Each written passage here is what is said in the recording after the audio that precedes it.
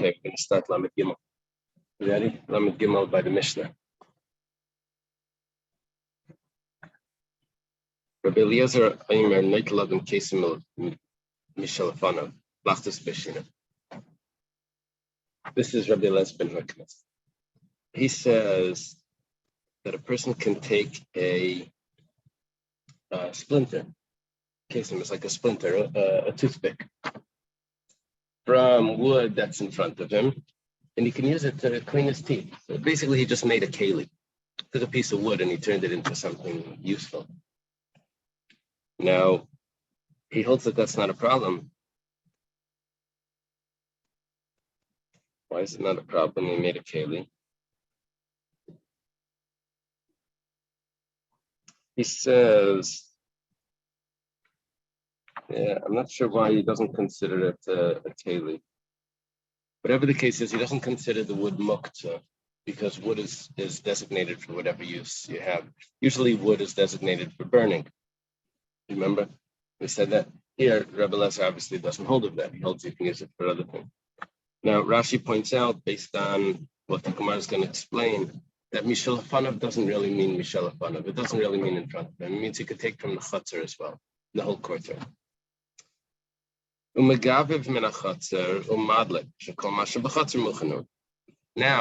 it comes to firewood, he can go into the courtyard and he can rake or gather wood. Because all the wood that's in the courtyard is there for lighting. In other words, it's on muktzah, it's on yamtif, and we're dealing with muktzah. Are the items there to be used for whatever purpose? He says all wood in the courtyard, all twigs in the courtyard are there to be burnt. The Chachamim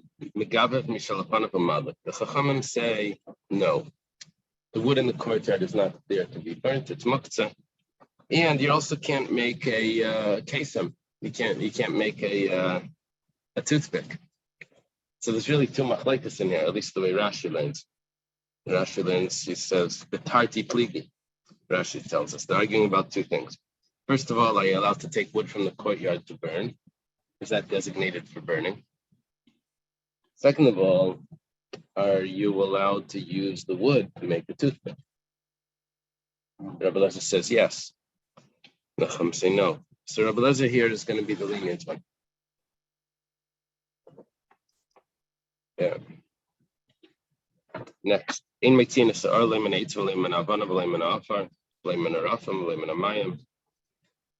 make a new fire on Yom Tif. You have to use an existing fire. Yeah. The question is why? Rashi tells us that it's noilad.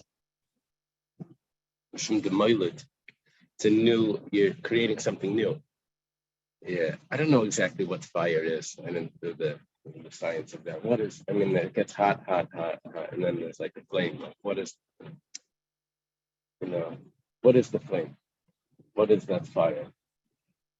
So I used to think it was something called phlogiston. There was this mistake in science. They thought that there was an additional property that was added to the item that made it that. And then they asked, so why didn't it gain weight? Why is it losing weight? They said there's some sort of anti-weight that comes along with it. But I had to answer up the problem. So whatever the case is, it's a new item, this according to Rashi, it's moiled. So you can't make a new fire. You can't take it out of wood. It also would mean rubbing wood together. You can't take it out of stones. It would mean like scraping stones to make the fire. Mina afar, where would you get fire from the ground? So Rashi says when you dig, you can get some sort of something hot. I'm not sure what Rashi is referring to. Maybe lava or something, I don't know. But lava is already an existing fire. I'm not sure what he means. Layman Amayim, unbelievable Rashi here. Listen to this. You put water, you can't get a fire out of water on Shabbos. How do you get fire from water? So Rashi, what is that? Put oil on it. Oh, when it's hot. Yeah. So he says you put water in a glass. You put the glass in the sun.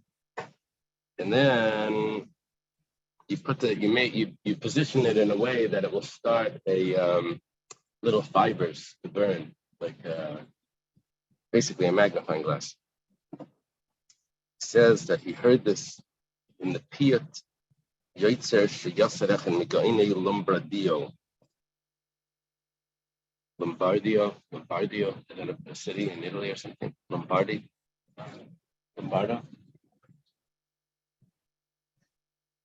On the bottom it says, this is actually written in a commentary on Sefer Yetzirah to Rab Shabsai the Nulu, the doctor of Lombardo. Yeah, that's, I don't know. Not familiar with him from any other place. Okay. Also, you can't get a new fire from tiles. Oh, really? You want to look up Rab Shabsai the Nulu? I don't know if Google knows it. The doctor of Lombardo. Dunulu. It's on. I don't know if I have it on. It's a note on the bottom of Rashi. I don't have it. Yeah, because it would only be in the Rashi. And so but it would be on the other side of your, in those other pages. Right.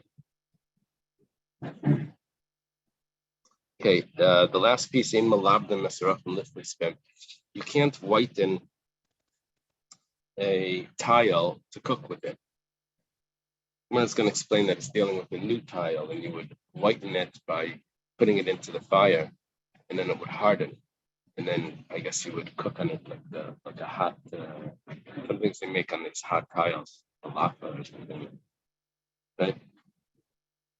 You can't do that. You can't make a new one. Amar Rav Yehuda. Rav Yehuda says, there's no problem with animal food to use it to make any sort of keli. Now that would tell me that I can take straw or small twigs that the animals will eat and use it as a toothpick. We had a machlekes in the Mishnah, where Rabbi Eliezer says you can make a toothpick, and the Chacham say you can't. Comes along Rabbi Yehuda, and he says if it's animal food, there's no problem. Is he saying that it's even according to the Chachamim, it's no problem? Could be. Esvei Rav Kana Rav Yehuda. Rav Kana has a question for Rav Yehuda. Rav Kana and Rav Yehuda are contemporary. There's 6 Rav Kanas, but one of them is a contemporary, maybe 2 of them, a contemporary of Rav Yehuda. They're both students of Rav. It's probably the Rav Kana that ended up. Oh yeah, Eliezer gets a mazel tov. Have you referring to? But the wrist, Menachem's wrist. Yeah, Menachem's wrist is on Wednesday. Okay. There's another one. Yeah, Eliezer has a mazel tov. His daughter's engaged. Mazel tov. Thank you. Yeah. And I think body is.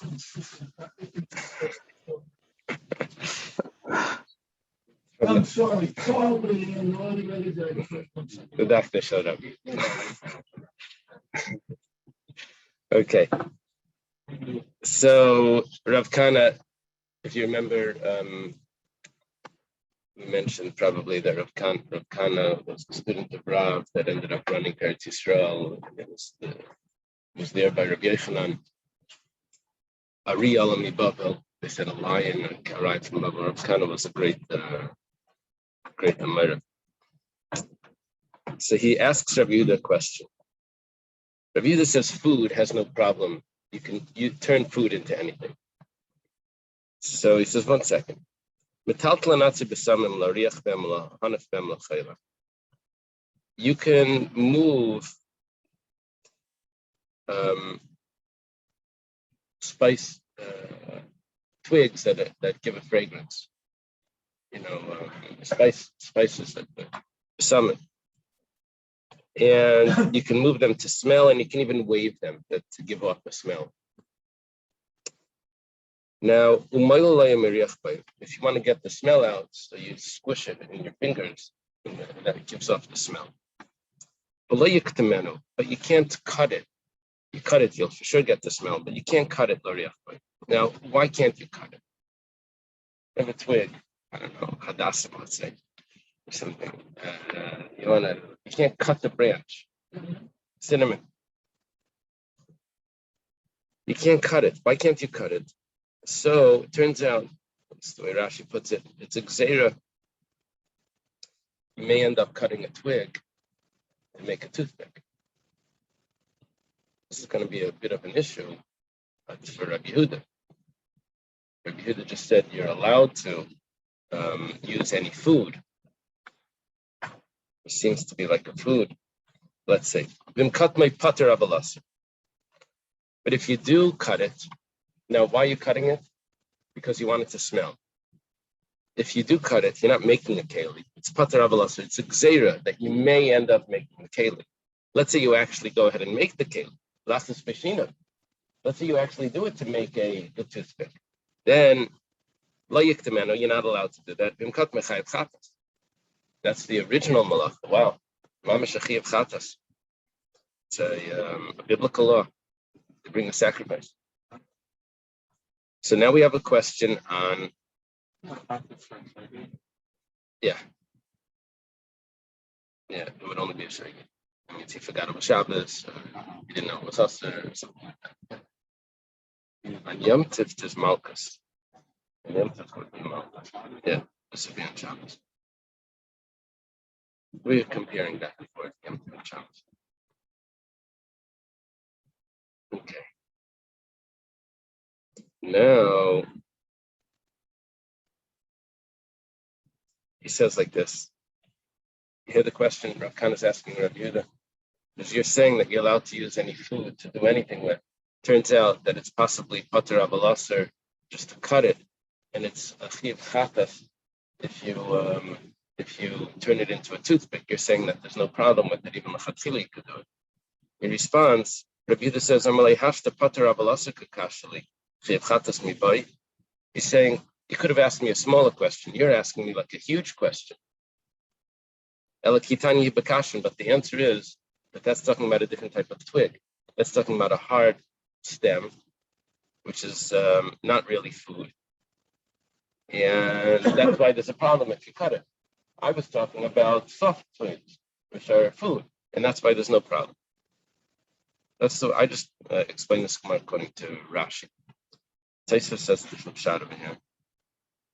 Taisva says that what Rabbi Yehuda is saying is that the price that you quoted is so corrupted that not only is pater avalasser incorrect, if you would have told me pater avalasser, I would have told you that it's incorrect. For sure, now that you're telling me that it's a chiyuv chatas, it's incorrect.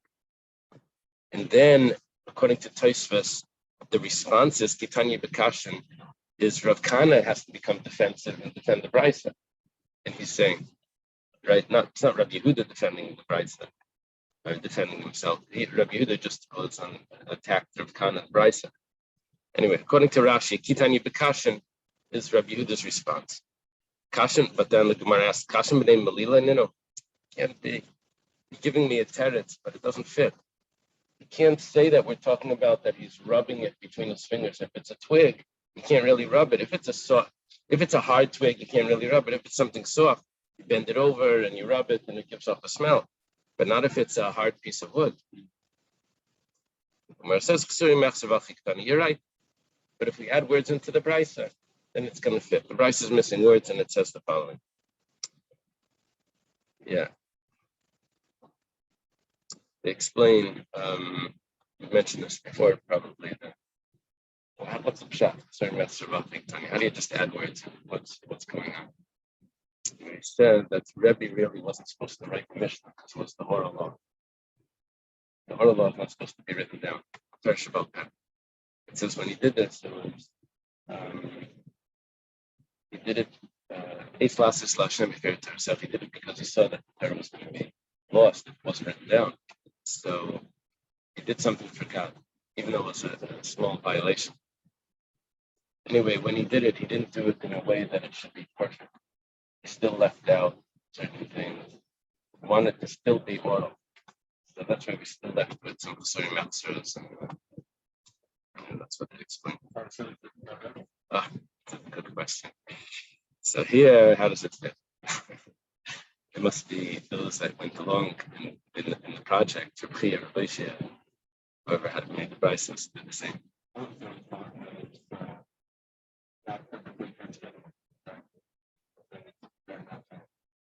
I never heard that. I just heard that it wasn't what Rebbe wanted. So Rebbe organized the Mishnah in a way that he actually asked. He liked Reb Meir's opinions. So every Stam Mishnah made Reb Meir.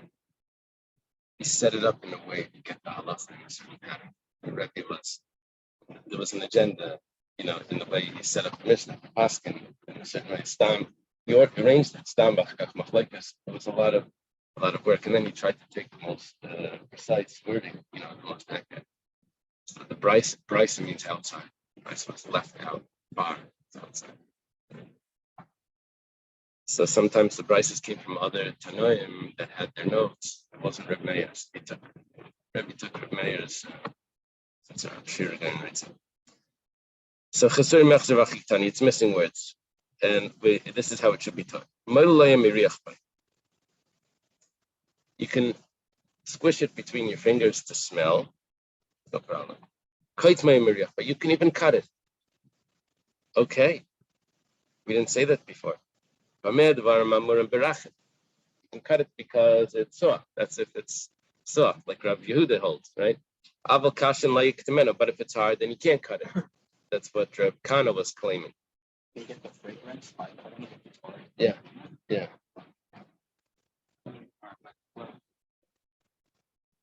That's hard. Right. What happens if you do cut it and it's hard? Okay. And if you use it to mamish make a toothpick, this is the original scented toothpicks. They have in the restaurant, they have mint toothpicks. Okay.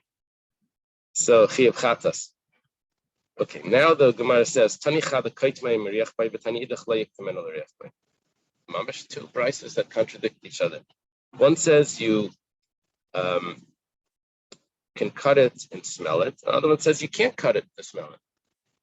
Contradiction. Reb Zera says in the name of Reb Chizda, it's not a problem. Soft or hard, like we just said. If it's hard, you can't cut it. Why not? Because it's a gezerah, you may end up making a toothpick, which that's a biblical violation. Maskavla Ravacha Bar Yaakov. The kashan on my life. Why can't, if it's hard, why can't you cut it? What's the difference? We have a Mishnah that says the following: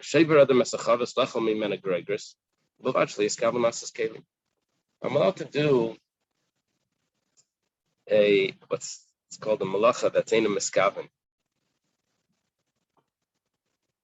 I'm not intending to make a case. The example here is I can break a barrel.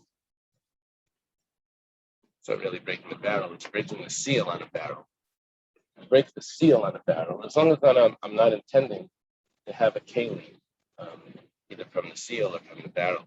But I'm intending just to get the food out. I'm not intending to make use of the utensil that I've just broken. Like opening a can of tuna fish. Okay. Yeah.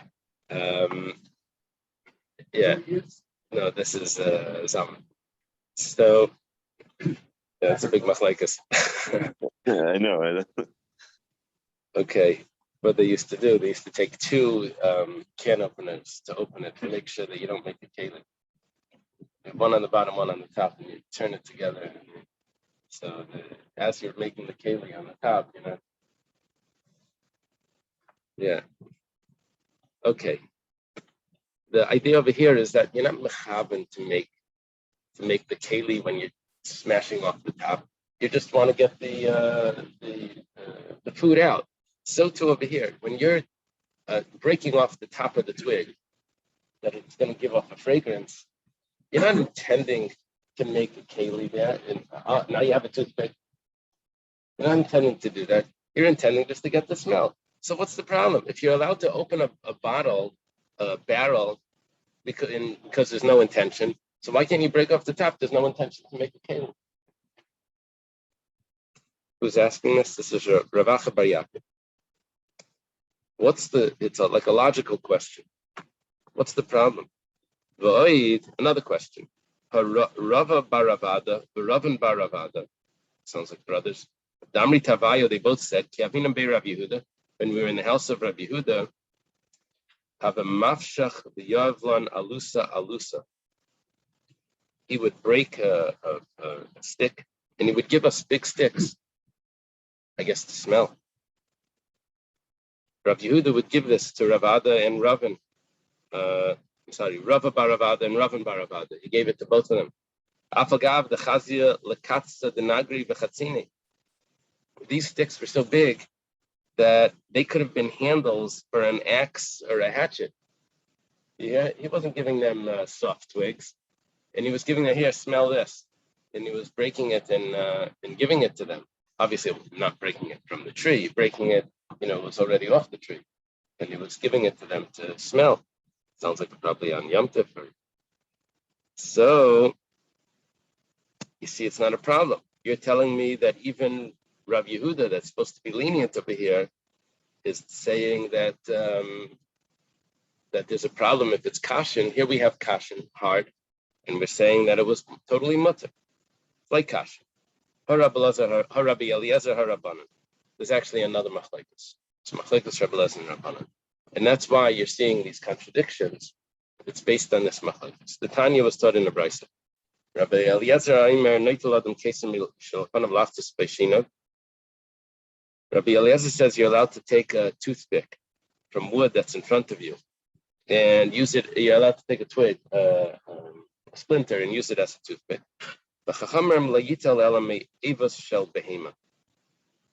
You're only allowed to do it if it's food. Avos is a trough. This whole thing with burning to Shabbos and Yom Tov. So far, I don't see a difference between Shabbos and Yom Tov.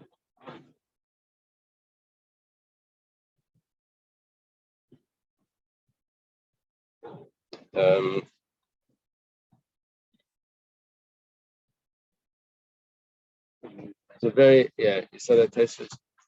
This Taisus is in Psachim also. The Taisus in Psachim. The same point.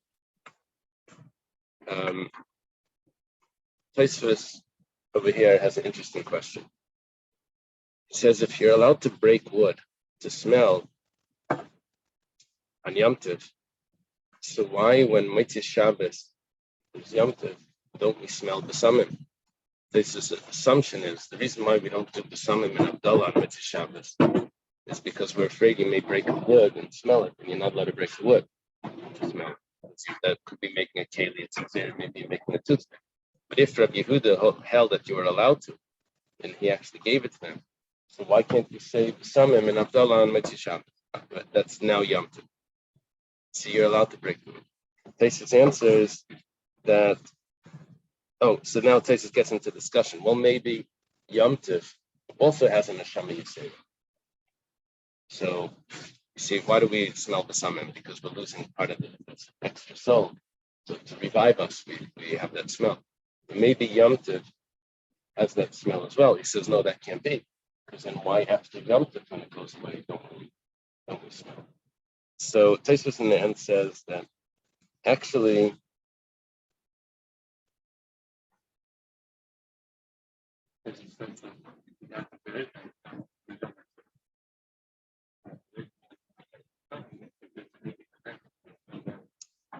Taisus says that you actually lose the Neshama Yisera for Yom Tov. Before Yom Tov, but because we're eating and we're enjoying Yom Tov, so that's just like the smelling that we would normally do. That replaces the smell. The Rashbam learns different. The Rashbam learns that there is a Neshama Yisera on Yom Tov, and according to that, why don't we say Samim after Yom Tov Abdullah?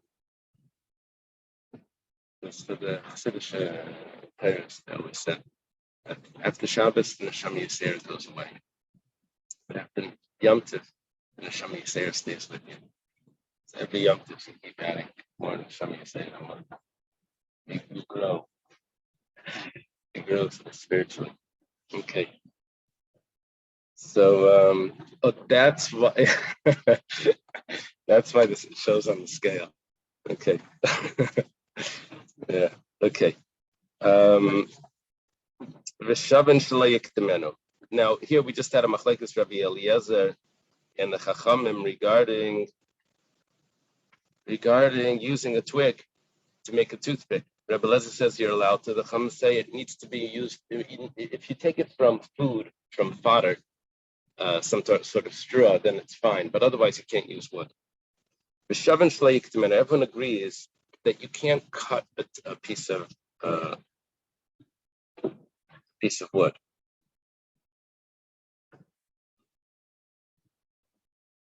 So, what does he mean that you can take it? I guess he means without separating it from the wood. I guess that's what Rabbi Eliezer would mean.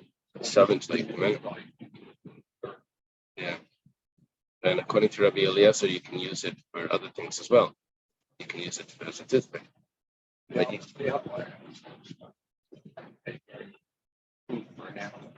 Yeah. Right.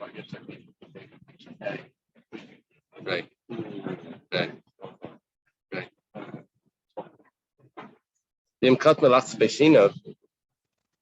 And if you cut it as a toothpick, so here, Shavan Shleik Timenu would be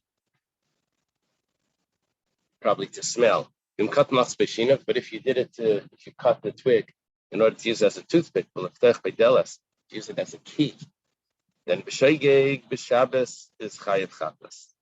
On Shabbos it's chayav chatas. B'mezid Yom Tov Seifig Asarban. You see, there's no malchus unless it's done b'mezid. So we're looking for the punishment.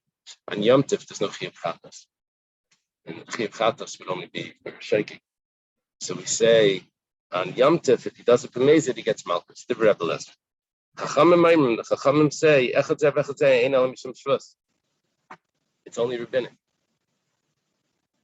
I thought the Rabbanim were the Chachamim were more strict. Turns out they're more strict, but they don't say that it's a biblical law.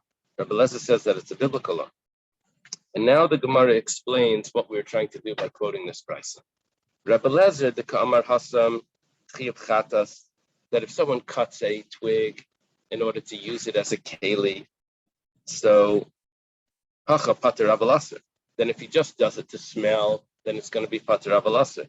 That would explain the brisa before. We had a brisa that says clearly that if it's something hard and you cut it to smell, it's Pater Avalasser. If you cut it as a twig, then it's a Chiyuv Chatas. Rabbanan the Kamri Hasam Pater Avalasser. The Rabbanan that say that if you use it to make a toothpick, it's Pater Avalasser. But then if it's just to smell, that would explain Rabbi Yehuda's opinion. Rabbi Yehuda was giving these large twigs to students to smell on. How was he allowed to do that? Because he follows the Chachamim that say that even to make it into a keli was only rabbinic. If you're doing it to smell, then it's permissible. Gemara says, what about the brisa? Is that a brisa or a mishnah? It's a mishnah. What does Rabbi Eliezer do with that mishnah? It says clearly, you're allowed to break a barrel. Now you're telling me that it's a biblical law it's a biblical law to make it into a keli. It's a rabbinic law to do it even if you're not making it into a keli. And there it says that it's mutter to break the barrel. That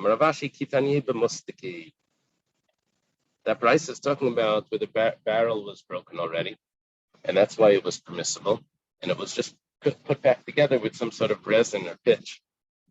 What's the mustaki?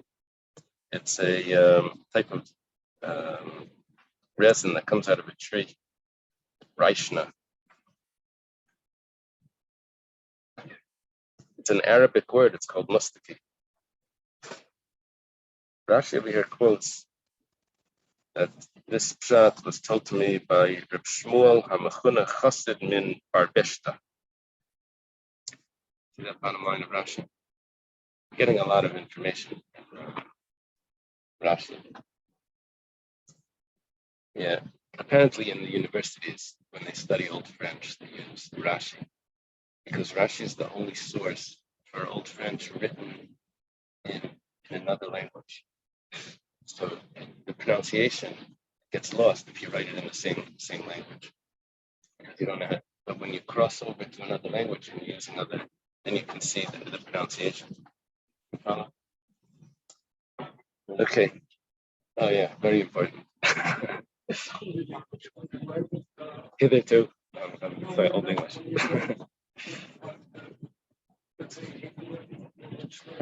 Transliterated. It's because it's transliterated, right? Okay.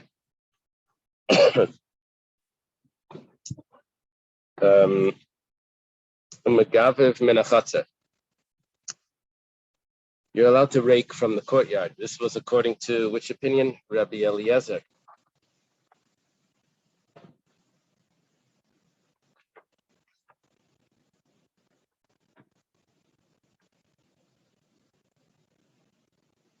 Yeah. So it's interesting. What comes out now is Rabbi Eliezer holds that you're allowed to use wood, but you can't cut wood. But you can't break it off. But you can use it. Breaking it off is like a biblical law. Now the Chachamim over here say you can't even use it.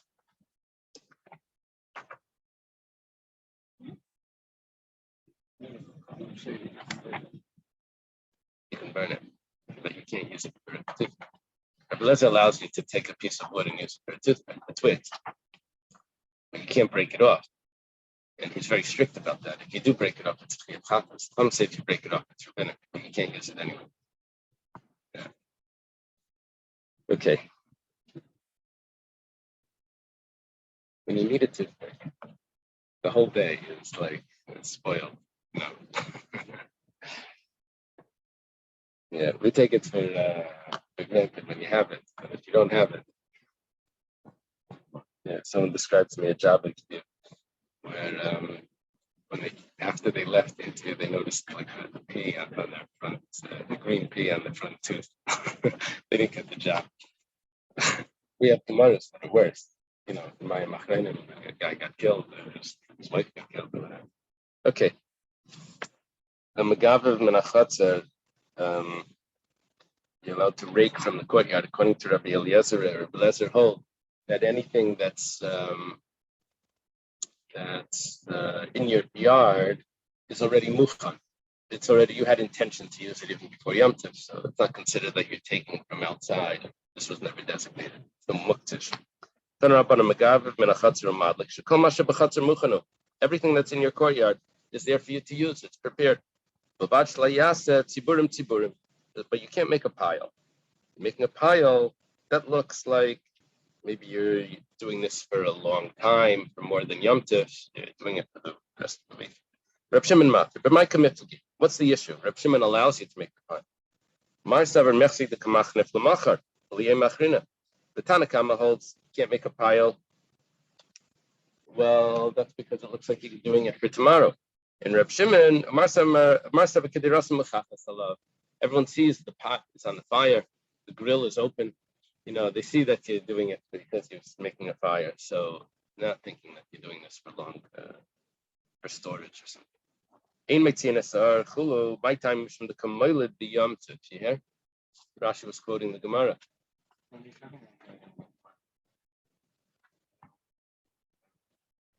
Yeah. Yeah.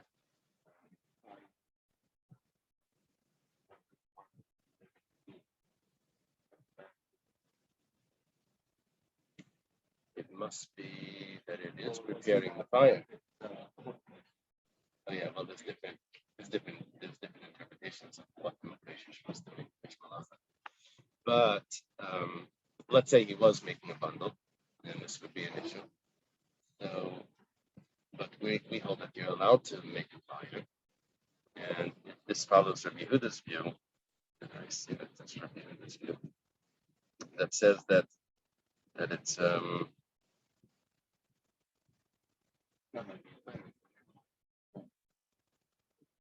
which is preparation for the fire. You know?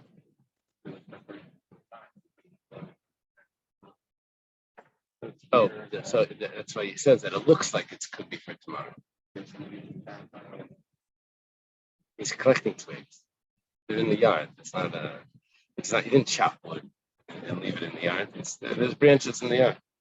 You know, he has one of those trees that are very, very pretty, but they leave a big mess. Right? Okay. So Vein Malab, I think that's what's going on. Ein Malab Nesarafim, we say now you can't make the tile white, you can't make it hot. Mike Ovid, what malach are you doing to make it white? Amar Rabba Bar Bachanam Rabbi Yechon Hach Barachim Chadashim Askina, we're dealing with a new tile. Because you have to see if it can handle the heat. Sometimes a new tile, you put it in, and boom, it cracks, shatters. Yeah. There used to be a big halacha in the kitchen that we weren't allowed to use hot water in glass. Remember, like you don't wash the. No, we don't have that issue anymore. All that glass and stuff. Unless you have like an old glass. Oh, up north. When it's colder, It's like when you're in France, you cross the car. They say not to buy really hot. it'll shatter the windshield. Uh-huh. And I remember the windows been frosted. And they back of the Oh wow! What? From the heat of his finger. Yeah. Yeah. Yeah. So this would depend. This would depend on what the climate is, what the temperature is outside. But there's another pshat. Also, because it hardens when you put it in the heat, that hardens it like earthenware. Hardens the clay tile. Hardens in the heat. The first heat is what does that. Okay, Tanan Hassam was taught in the Mishnah. Dars, we're going back to Chulin. If someone trampled on a bird, or banged it against the wall, or it got crushed by another animal. Now, trephis is normally a certain part of the animal has a hole or is broken or something like that. Here, the whole entire animal has this trauma to the whole animal. It's like if it fell out of a window or something. But when you look at it, there's no, you don't see any broken bones. So the rule with this is, it's twitching. You waited 24 hours. The rule is that if it waited 24 hours, then you assume that it doesn't have the treifa of the darsa. It survived the first 24 hours, doesn't have that trauma to the whole body issue. However, you're still supposed to check it afterwards. But v'shachta, and you shechted it, so kshera, that's kosher. Amar Rabbi Elazar bar Rabbi Yana mishum Rabbi Elazar ben Antignus tzricha b'dika. Rabbi Elazar bar Rabbi Yana, they have it the other way over here. That Rabbi Elazar ben Antignus says in the name of Rabbi Elazar bar Rabbi Yana that you have to check it. Okay. You have to check it afterwards. How do you check it? You have to open it up and take out, look through the whole animal, see that there's no traces. We just check. Nowadays, we just check the lungs, and that's it. We don't examine every part of the body. We don't do like an autopsy, to check every single thing. But that's the 1-2 things that are probable, that are common. Rabbi Yirmiyah asked Reb Zera the following question. A very interesting question. When you shechted on Yom Tov, you see, you remember what we just learned about this tile? Don't heat up a tile because it may crack, which means that the heating it, why was I heating it? I was heating it probably because I wanted to cook on it. But it turns out if it cracked, then you did nothing. It was all a waste. So on Yom Tov, you can't do anything that may end up all being a waste. So he's asking a question, am I allowed to shech this animal because I'm going to have to check it to see if it's a treifa? That whole sleep that could have been a waste. There's an issue with that house. Big. So that you have to come. Yeah. let's say he has the dirt ready. Yeah, we're gonna have to say that he has the dirt prepared. We said if you have the dirt, if you have the dirt prepared. No, if they had it prepared, it wasn't a problem. Yeah, that's why there was a whole this thing about designating. You have to designate the birds from different types of birds in the birdhouse, and then if it's in front, you have to actually hold it. If you have to designate the dirt beforehand. So mimachzakin and reyes b'yamtev. Do we say that it's going to be a problem or not? Amalei tanina, because we have a Mishnah. In malabna mesarafim suspend. You can't heat a tile. It's going to be a problem. Could be it's going to crack. We asked what's going to be the problem with the tile if you heat it. Rabba Bar Bachana says name of Rabbi Yechna. See, you have to check if it's going to handle it. And if it doesn't handle it, then it's all going to be a waste. It can't handle the heat. So to here, after the shechita, you have to check to see if it's a treifa. So it should be usher. This is the response of Reb Zera to Reb Yirmiyah. This why the potential why this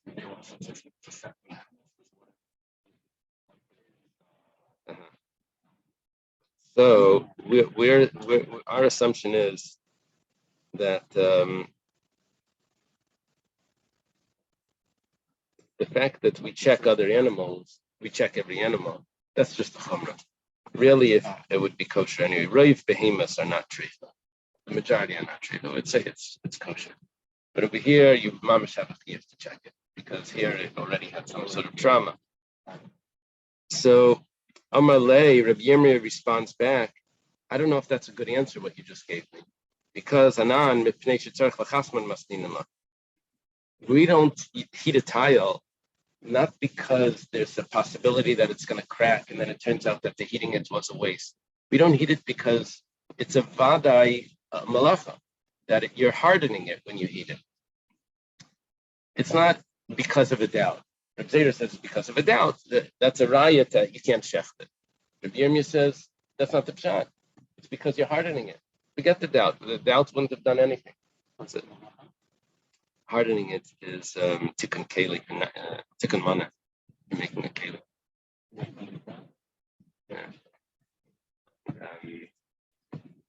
Makabah patish, I think, is when maybe a makabah patish. Makabah patish and tikkun mana is associated. Right. A hammer blow. Right? Okay, this is a famous brisa. Tanya echad maybe as or, vechad maybe as eitzim, vechad seifes as kedera, vechad maybe as mayim, vechad neis masechet tavlin, vechad maybe as kol hayav. There's a pot. Too many cooks spoil the broth. So one person lights a fire. Well, he lit a fire. That's called maver. He did a malacha. One person brings the wood. I don't know how you light the fire without the wood, but I guess it means you light the little twigs and then someone puts the wood on it. The big logs. That's also maver. Then another person puts a pot on top of that stove. What malacha is that? The Gemara is going to ask. Then someone brings water, puts the water in. Then one person puts the spices in it, tavlin in it. So both of those people are cooking. And then another person stirs the pot. Yeah. All of them these last ones are mevashel. They're all chayiv. The problem is I have a brisa that says Vatanya Achan Chayiv Kulam Peturin. It says only the last person is chayiv. Sounds like the last person that's stirring it. And you're telling me that everyone's chayiv. It says like kasha. Hadaisi or mikara daisi or lebesayk. It depends. Was the oven hot beforehand? And are you heating the oven from scratch? Or are you setting up the pot? You're setting up everything, putting all the ingredients, and then you go underneath and you light the fire. So when you set up a pot on a cold oven and you put in this and you stir it, but there's no fire there, so then the person that lights the fire does all the malachas. Everyone else that did all of that did nothing. But if the fire was lit first, and then everyone is adding and putting on and stirring, then the malachas, each person is doing a malach. Why isn't the second one? Somebody might have given this one. Yeah. They punish them together. Yeah. So Just trying to- Well, each one of these people is doing a independent malacha. Yeah. Yeah. Forget about the guy that's coming afterwards. I understand all of them are doing an action. Safe says like they're my covered, but the person that's putting on the pot, what is he doing? He's not cooking. I mean, the metal gets hot, but so what? We're dealing with, it's a brand new earthenware pot, and when you put it on the fire, you're heating it up, that's hardening it, or possibly checking to see if it's going to be good. Yeah, it's hardening it, I guess. Okay. Tell me again. This says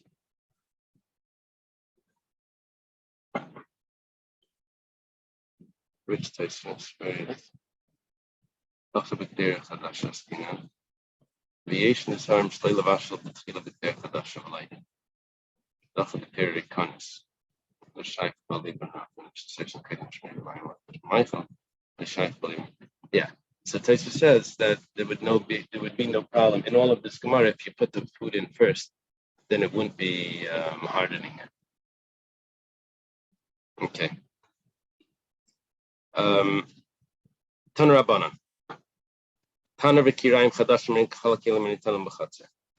A new oven, a new stove, even if they're new, they're like all utensils that could be moved around. Avalein tzachanayson, but shemen, but you can't smear them with oil.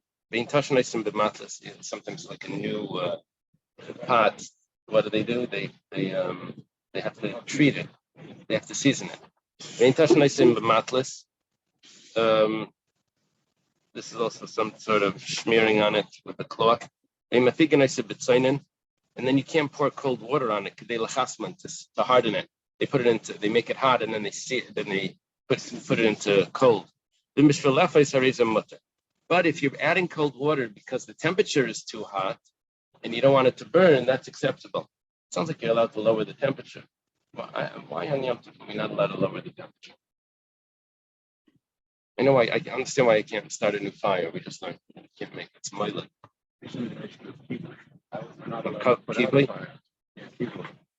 But here it says I'm allowed to lower the fire.